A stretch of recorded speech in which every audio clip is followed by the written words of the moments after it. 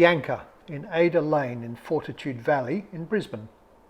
Bianca, named after Bianca Marchi, is the new creation from Tyron Simon, Bianca Marchi, Frank Lee and Ben Williamson, the team who brought us Agnes, Same Same and Honto. Located next door to Same Same in the bustling Carlisle Hotel precinct of Fortitude Valley, this is a stylish Italian trattoria serving affordable, uncomplicated, classic Italian fare. I caught up with Tyron Simon. Tyron, welcome. Thank you. Now, I would have thought Agnes would have kept you entertained, but you've gone and opened Bianca. Now, why have you done that? That's a really good observation. It probably should have, to be honest. During the pandemic, we had the bakery going at Agnes, we had the takeaway going at Same Same, just outside where Bianca is. And we had it almost a bit like a McDonald's lineup. We'd run outside, so we were able to maintain a socially spaced and safe environment for our staff to work. And this business where we're currently sitting was another restaurant, and it unfortunately succumbed to the pressures of COVID and pre-COVID, and it was empty. And I guess by us being open, there was conversations with the owners of the property, Michael and Cal Maloof, and their sister Catherine, and they always wanted Italian to be here. I think they'd had conversations. We were involved in conversations previously to do Italian where Same Same now is. They'd also had conversations with people from down south. And so when it became available, we would see each other every week. They were, attending to general hotel maintenance and affairs. Even while the hotel was closed, we were, around because of our businesses being open. And the idea was floated. Well, I know you had interest once upon a time in Italian. Would you like to do it? And I think it was a risk at the time because when we started working on what became our deal, we really didn't know where the end was. We didn't know what we were working towards, but I know what we did is we really believed in the precinct, and we definitely believed in the Maloofs, and we believed in ourselves. And we thought how fair and honest and they were in their dealings with us to get us through the pandemic. We said, well, we know that we're in this together. And there was that cliche that was getting thrown around, we're in it together, we're in it together. What did it actually mean? Because when push came to shove, you saw whether people were in it together, whether they were in it for their own benefit. And the first day of the pandemic, Michael and Cal came to me and said, look, not sure if you're planning on doing takeaway or if you're planning on shutting, whatever it is, we're going to get through it. We're going to be there on the other side. You're a great part of what James Street has become, and we want you to be there at the other end. So let us know how we can help. Which, when the whole world's crumbling around, to have such nice conversations with people who are so understanding, to something that we didn't even understand. They just knew that we should get through this together. We've got a great thing happening, and it really added some calm. So I think when the opportunity was presented to us, we knew the known quantities were our landlords. We knew that they were great people with fantastic morals, and we thought if ever we were going to expand, be it not the best timing, we should do it. And if we don't do it, who's going to take the space, which has the impact on our other business, Same Same, which is 2 doors down. So that's how, I guess in a long-winded answer, that's how we came to even dream about opening a new business in the middle of the pandemic. Yeah, and look, it's obviously doing very well, but Brisbane has a lot of Italian venues. How is Bianca different? Brisbane has great Italian restaurants. Starting at probably your finest dining of them being Otto. Yep. We're all tremendous chef. Just around the corner, you've got 2 really good Italian restaurants.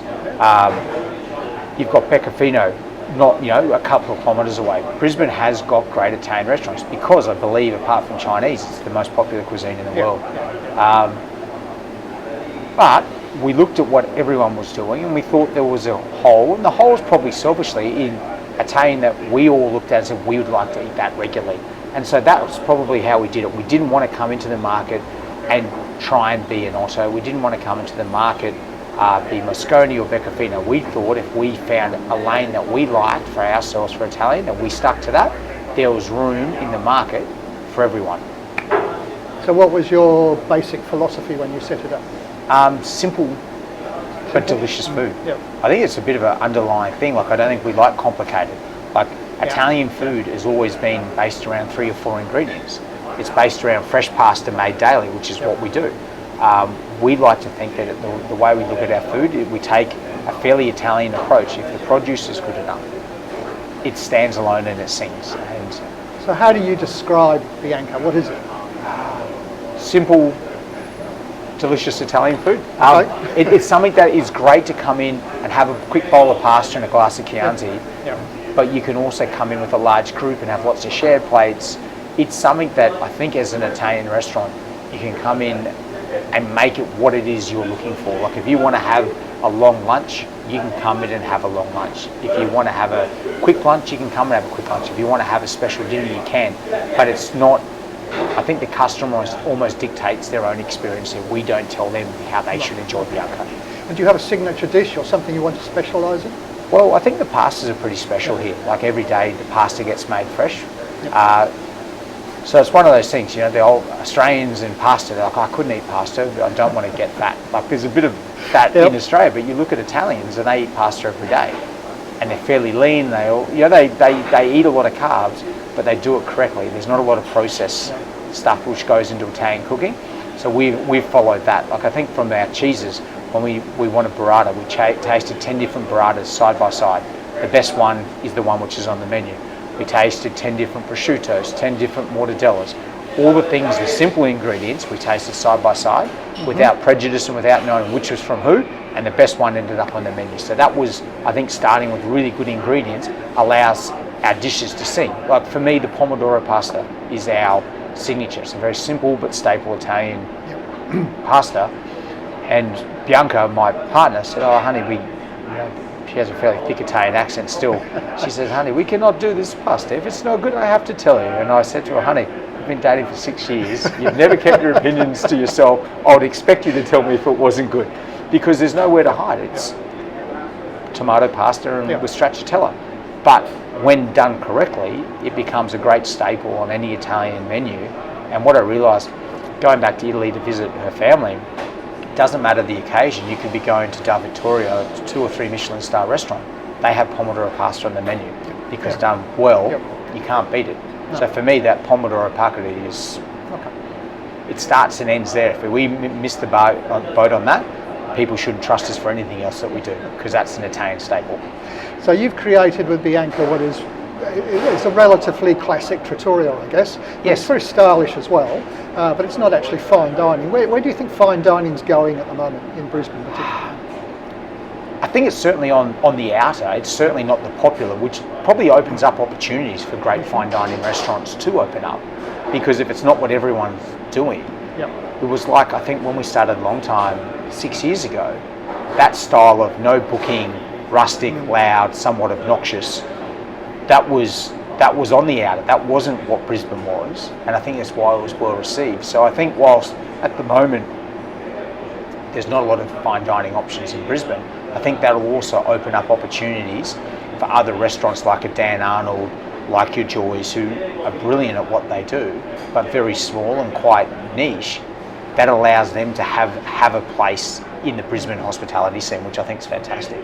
There seems to be a trend towards smaller, shorter menus, often fixed price, because people are looking for something simple, I guess. Yes. Does that work at both ends, do you think? I think so. Yep. I think, but it also depends on the experience. Like you're happy to go have a degustation menu when you almost know that it's a special occasion, and or in a large group, you understand the kitchen couldn't cater 8 to 12 people a la carte. In a small kitchen, it's very, very hard.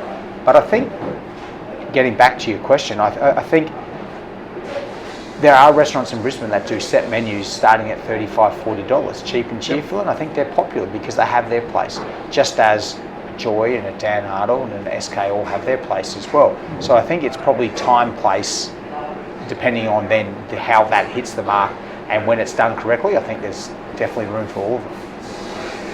The restaurant industry, particularly at the moment, seems to be suffering a little bit from getting good staff. How important do you think is staff training? I think it's the only way to keep staff, because it can't be always a battle about dollars. If you want to leave, you can go somewhere else. I'll offer you $3 or $4 grand more. Then you go to the next place, $3 or $4 grand more. But you're not actually entrenched in culture. You're not actually developing skills. All you're dictated to is the highest bidder. I think that's where we as business owners come into it. We have to create a great culture in our business. We have to create a great environment where people can learn, because I think learning is for most people higher on the priority than money. Of course you need money to live, but I don't think the satisfaction, the second you stop learning, that's when people start looking around for other options. But I think as long as you've got a culture that allows people to continue to develop, what we're lucky with our 4 restaurants is when you feel that you've developed all the skills, there might be an opportunity to grow, be it bar, floor or kitchen. We can always look in the other venues and see if there is a role there and transfer you internally. You know how we are, you know how that, we try our best to do what we say and say what we do.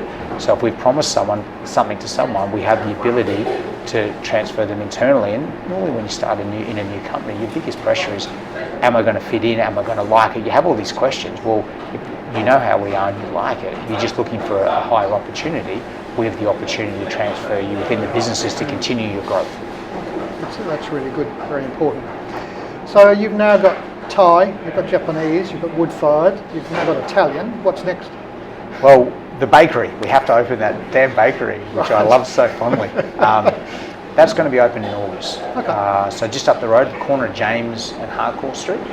That probably ties in a lot of what we're doing. Like we bake bread, all our bread's fresh in all of our venues daily. A bakery almost makes sense. It tightens our loop a little bit that we've got a designated bakery that bakes bread for the group.